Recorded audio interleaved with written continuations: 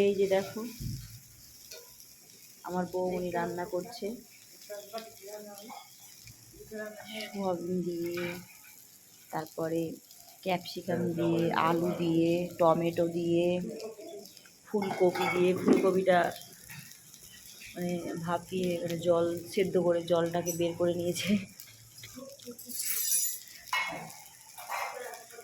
তাতে গ্যাস হবে না।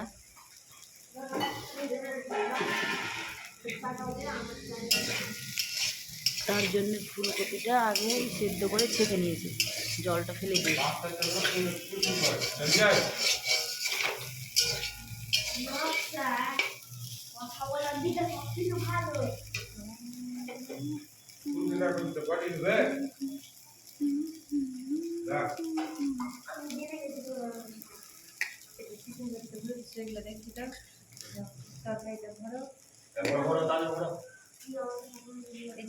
তুমি কেন এত হিংসা করবো? আমার বরটা খুব হিংসুটা, শ্বশুর বাড়িতে থাকে তো খুবই গরম।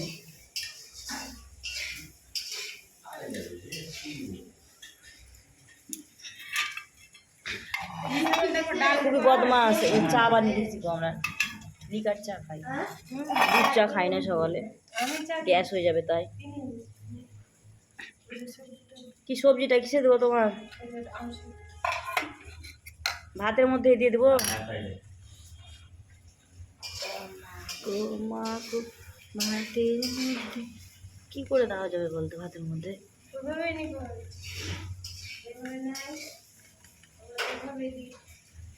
আলু সেদ্ধটাও দেবো।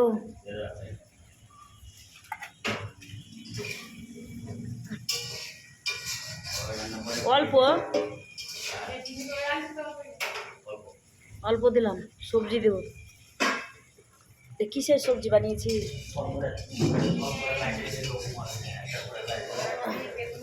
মিশানো সবজি।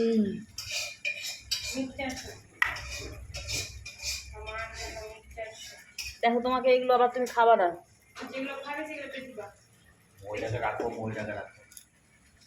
কেন রাখবো মোবাইলটা? পড়ে যাবে তো, কি নিস পুড়িয়ে দিয়ে দেবো তোমাকে, উঠিয়ে দেবো না। দেখো আর সবজি দেবো। তুমি তো আবার ফুলকপির ডাঁটাগুলো খাও না, ফুলকপির ডাঁটাগুলো কচি কচি হয়ে থাকে, তাই সবজিতে ভালোই লাগে, কিন্তু খাবে না পণ্ডিত, অনেক নিয়ম কারণ। তো ঢাকনাটা কোথায়? ঢাকনাটা কোথায়? বা হাতের মধ্যে মসজিছে তো কে ভাই, কত রকমের খাবার, তাও স্বামীর মন পাওয়া যায় না। বন্ধ করো, হাতে আমার লেগে গেছে।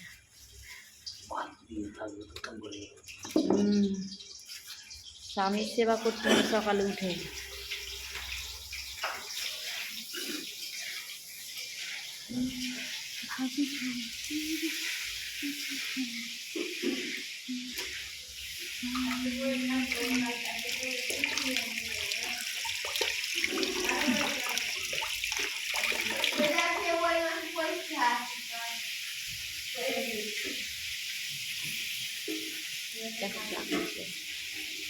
বাচ্চাগুলো খুব বদমাশ, মোবাইল ছাড়া কিছু বোঝে না। ফুলকপিটা ছেড়ে দিল তেলে, ভেজে নিল।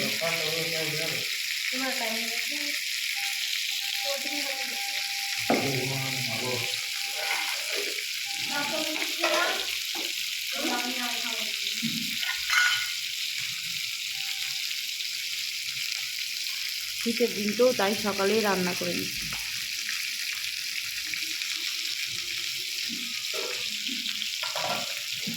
দিনের বেলা আমাদের ফ্যামিলিতে অনেকজন, রান্না করতে একটু দেরি হয়ে যাবে। স্বামী যাচ্ছে, আমার স্বামীকে খাবার চাই। আমি না, হাজব্যান্ড শ্যামল, শ্যামল ডিউটি যাবে, তার জন্য ও খাবার টাবার নিয়ে যাবে।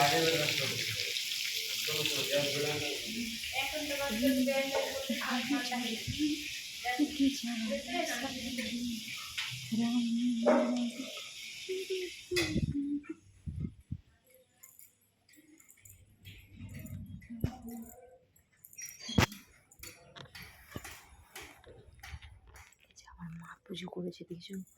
সকালবেলা হলেই আমার মা শুধু বকর বকর বকর বকর। পুজো করা হয়ে গেছে আমার মায়ের, আমি শুধু শিবের মাথায় জল ঢালবো স্নান টান করে, শিবের পুজো পুজো করা হয়েছে। শুধু আমার মা বকাবকি করে সকাল হলে, খুব বকে বউদেরকে। 4:30টার সময় বউ উঠে তো দাও তোমার পিঠা করে তোমার তুমি জানো ওই যে আলনার উপরে ওইটা কি দাও প্রণাম করে নি তোমাকে। দেখো স্বামীকে আবার প্রণাম করতে হয়।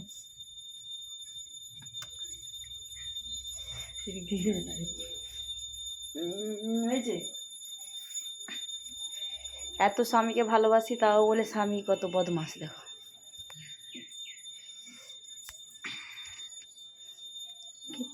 আমার গরুটা আসে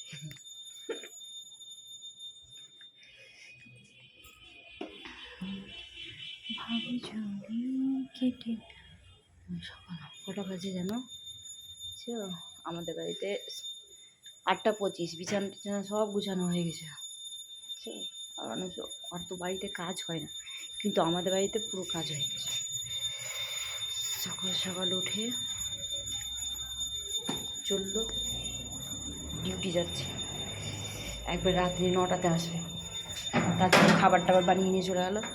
বাই বেরিয়ে চলে গেলো। রাস্তা পথে বউটাও গল্প করছে। এটা আমাদের রাস্তা, মানে স্টানে যাও। ভাবছি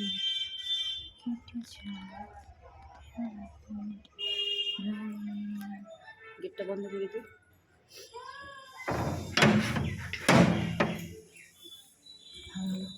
এই যে আমার ভাই বউ ধূপ দেখাচ্ছে দেখছো, না হলে আমার মা একদম তোলপাড় লাগিয়ে দিবে। দেখি পুজো করতে গেছে মন্দিরে ঝগড়া করতে।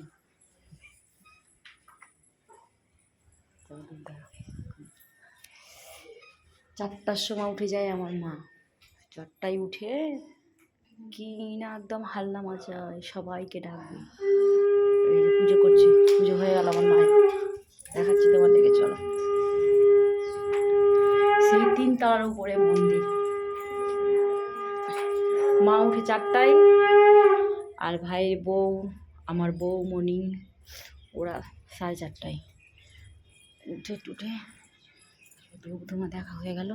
ওখানে দেখি আসি না, তাড়াতাড়ি করছে।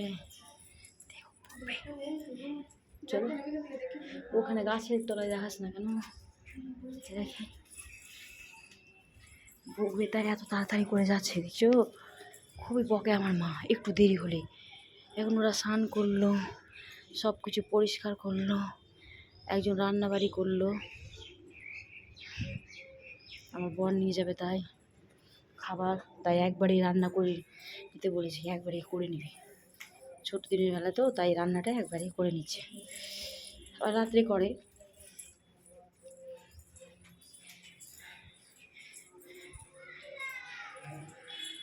পুজো করছে আমার মা, দেখবে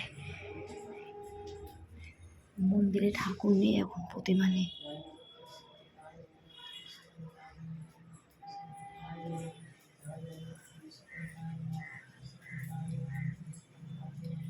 শনিবারের দিন পুজো হবে, 30 তারিখে মূর্তি উঠাবে। এটা আসলে মা কালীর আর একটা রূপ, আমার মা তারা।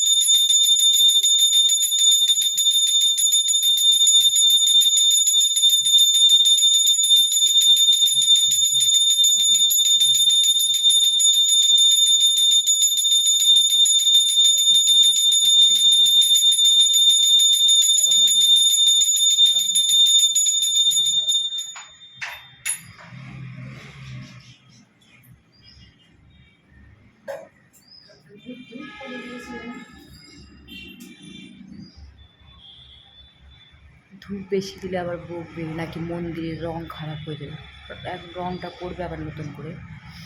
মূর্তি তো নেই এখন, তবু আমার মা বাবা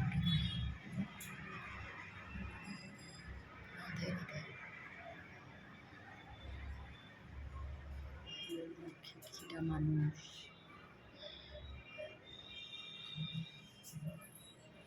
এখন তো মূর্তি নেই তো কী হবে বেশি ধূপ দিলে, তো ধূপটা দিলে কিছু হবে না তো, তাই বলছি। মূর্তি থাকলে নোংরা হয়ে যাবে, নাহলে এখন তো মূর্তি নেই তোমার। ধূপটা বাড়ি ঘরে দেখালো ধূপ না, তার জন্য এখন বেশি ঝাঁকড়ে দাও।